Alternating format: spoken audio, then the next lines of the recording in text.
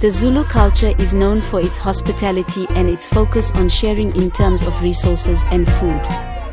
Thus, visitors to South Africa will, no doubt, be invited to share in this intriguing part of the local culture. Welcome to my YouTube channel, Zulu Princess.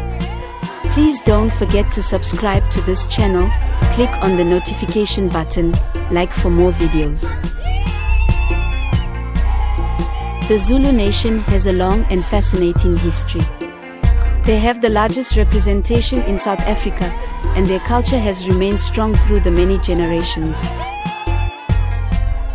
Zulu is part of the Bantu languages, along with Xhosa and a few lesser-known tongues.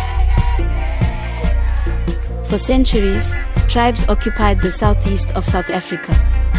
There was already a fair amount of discord amongst these Zulu-speaking clans as they fought for the ownership of land.